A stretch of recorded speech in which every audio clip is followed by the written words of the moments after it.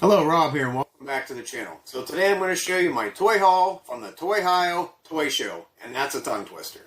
Now, if you're not familiar with this show, it is held at the Metroplex Expo Center in Girard, Ohio. Now, I don't actually have any video of the show itself for two reasons. The first reason is I hadn't started this channel yet. And the second reason, there just wasn't enough time, as I spent every last second up until the show was closing hunting for toys. Now, the toys that you're about to see, I've actually had stashed in another room. And most of them I had to pull off my shelves so I wouldn't ruin the surprise as I was doing my toy room tour videos. And if you haven't seen those yet, be sure to go check those out. So with that, let's take a look at my toy haul. So let's start off and take a look at what I picked up for my Star Wars collection. Starting in the back here, we have the Hoth Ice Planet. Now, I actually did take this out of the box and set it up. And if you're not familiar with this set, it's pretty much just a cardboard backdrop. In this case, it's the AT-AT. Kenner actually reused this base multiple times. You know, just painted it differently. They use it in the Land of the Jawas and also in the Rebel Command Center. So next we have Vehicle Maintenance Energizer. We have one of the mini rigs there in the Cap 2. We have the Rebel Snow Speeder. Now, I actually already have this, but I had the pink box variant, so I've been meaning to pick up the blue. And here we have the vehicle. The electronics do work, and I'll give you a little demonstration.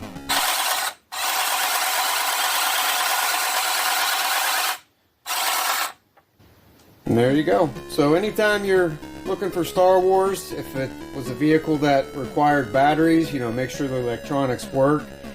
Even if they don't, sometimes it's just an easy fix.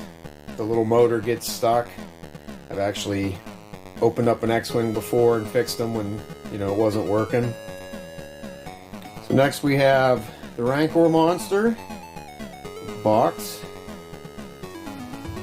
We have the Land Speeder. And we have a beautiful example of a vinyl case. What's nice about this case, there's no rips or tears.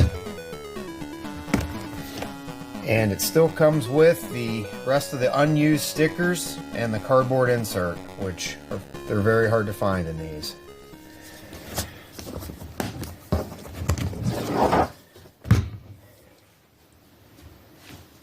And that is everything that I picked up for Star Wars. And here are the items I picked up from G.I. Joe. First we have the Armadillo, complete with box and instructions. Now, all of these figures are 100% complete with all of their accessories and their file card. We have Cross Country and the Heat Viper. We have Back Blast and Leatherneck. Here we have Gristle and Mace. Next we have two of the Mega Marines and Gung Ho and Blast Off. Here we have Countdown. And something that I've never owned before, which is G.I. Joe figures, still sealed in their bags. First we have Lifeline. He was a Kellogg cereal mail-away, and the main difference was that he did not have the holster and the gun on his leg. I guess Kellogg's didn't want to promote, you know, violence with kids. And show you what I'm talking about. Here is the original release, and you can see where he has the gun and the holster molded on his leg. But for the Kellogg's, it's not there. Then we have Quick Kick. And the prize, or the gem of all of them, is the Steel Brigade. Now, he had been on my list anyways to get him loose, and it was just an added bonus that I found him 100% sealed bag and he has his iron-on patch. And that is everything for G.I. Joe. I was even able to find a couple more figures that I needed for my Masters of the Universe collection. Here we have Gwildor, complete with his Cosmic Key and mini-comic, and we also have Blade, complete with both his swords and his mini-comic. Now both of these characters were from the 1987 Masters of the Universe movie, starring Dolph Lundgren and a very young Courtney Cox. There's only one more character that I need, and that is Girard, and he is the most expensive of the three. Here we have Rambo and the Force of Freedom figures, made by Coleco.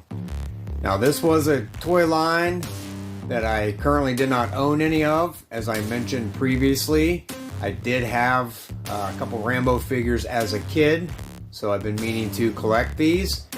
And in the front row here we have Firepower Rambo. Next we have Mad Dog and Nomad. And then in the back row we have the Black Dragon and the White Dragon.